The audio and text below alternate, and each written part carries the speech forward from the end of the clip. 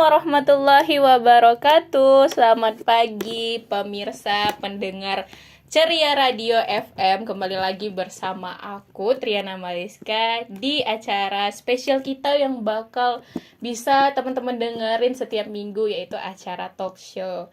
Nah, kali ini aku gak sendiri nih. Kita udah kedatangan 2 tamu yang bakal jadi teman ngobrol buat kita pagi ini, yang bahas soal mahasiswa rantau. Nah, mungkin kita kenalan dulu kali ya sama kakak-kakak 2 orang yang udah datang ke acara talkshow kita pagi ini. Nah, buat kakak yang pertama mungkin boleh kenalin dulu siapa namanya dan dari kampus mana dan jurusannya apa. Oke, sebelumnya terima kasih Katriana. Halo, aku Dita. Aku merupakan salah satu mahasiswa dari kampus Universitas Islam Negeri Imam Bonjol Padang dengan jurusan Komunikasi Penyiaran Islam. Oke, salam kenal Kak Dita. Nah, ini kita ke tamu spesial yang kedua nih. Boleh perkenalkan dirinya, Kak? Halo, perkenalkan saya Rizky Amelia Putri, salah satu mahasiswa UIN Imam Bonjol Padang dari Komunikasi Penyiaran Islam. Salam kenal Kak Putri. Nah, karena kita udah sama-sama kenal nih sama Kak Dita, sama Kak Putri sebagai mahasiswi dari UIN Imam Bonjol Padang, kita bakal nanya-nanya dulu.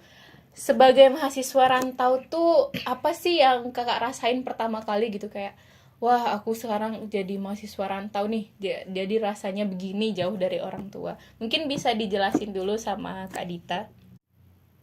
Oke, terima kasih Kak.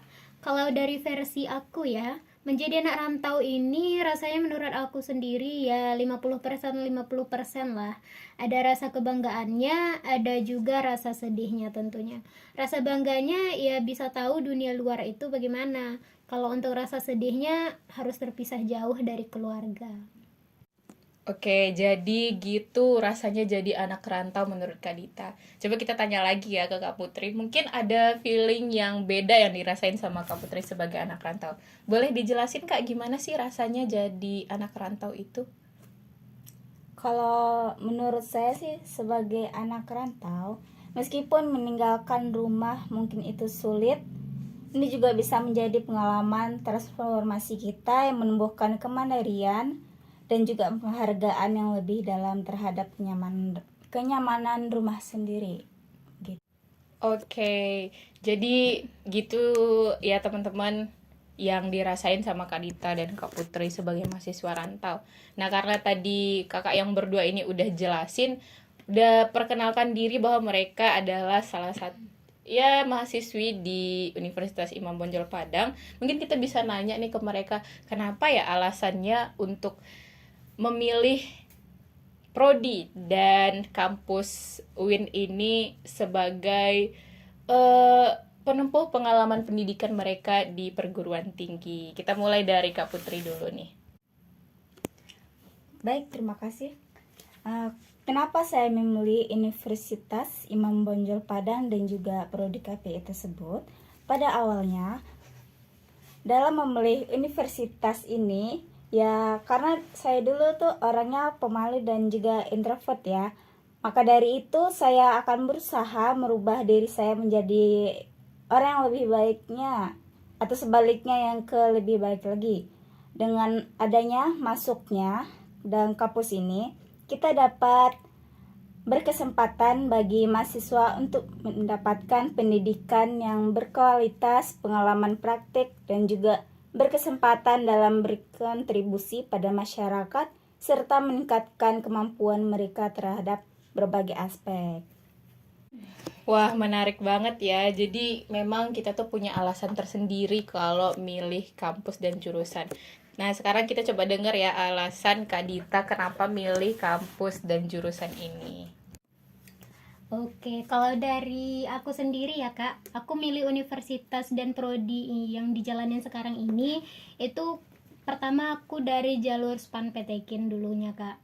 Kenapa bisa di Univ dan prodi komunikasi penyiaran ini? Pertama aku juga dari madrasah aliyah, jadi rasanya emang udah pantas untuk masuk ke UIN dan alhamdulillah kemarin lulusnya di UIN Imam Bonjol Padang ini. Kalau untuk prodi sendiri, aku milih prodi komunikasi penyiaran Islam ini karena aku merasa tertarik sama dunia penyiaran juga nih Kak. Jadi jurusan komunikasi penyiaran ini menurut aku jurusan yang tepat.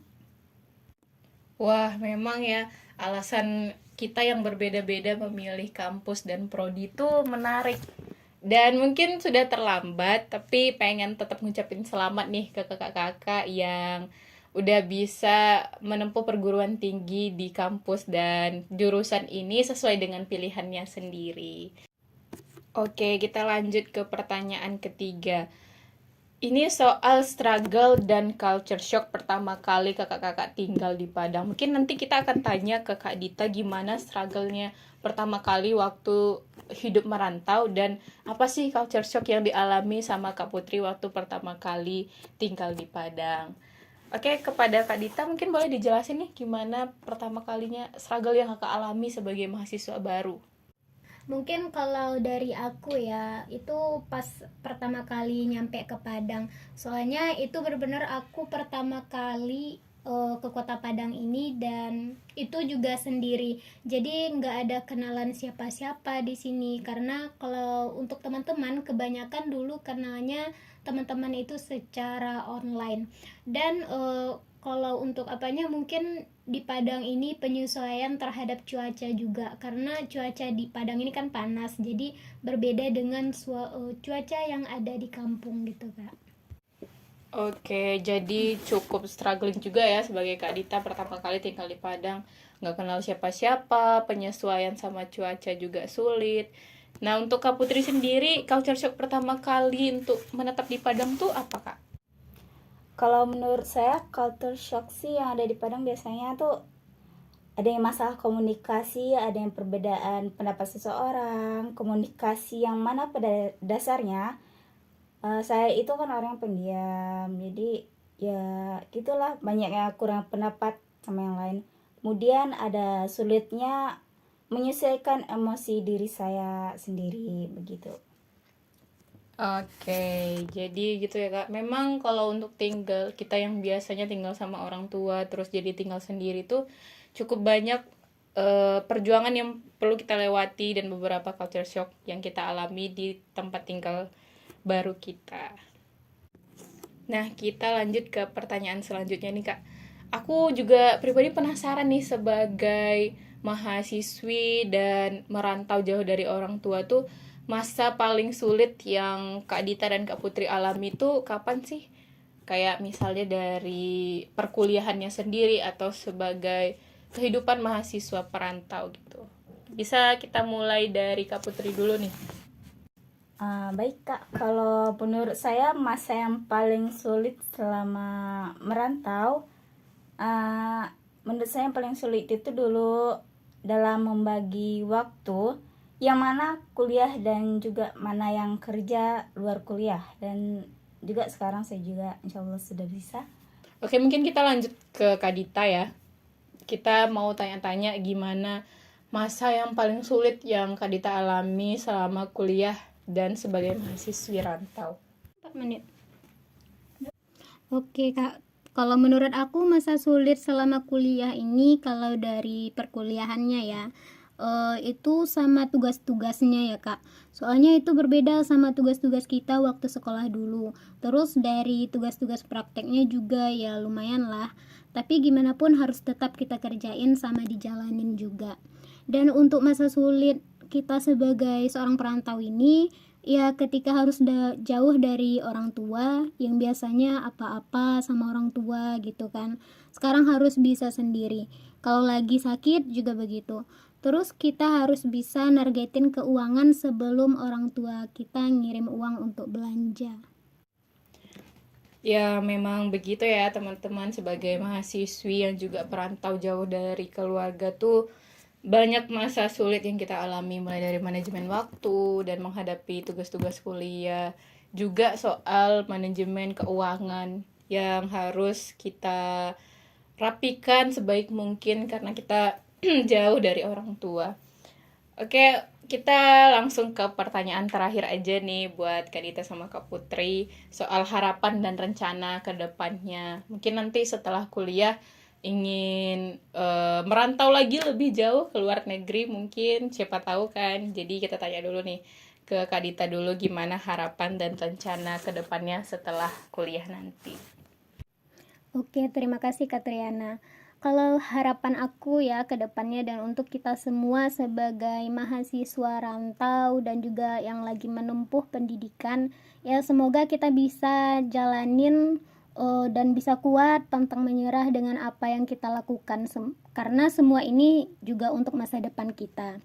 Dan kalau dari aku, rencana untuk kedepannya ya semoga nanti bisa lulus dengan memuaskan, terus bisa cepat dapat kerja juga Kak.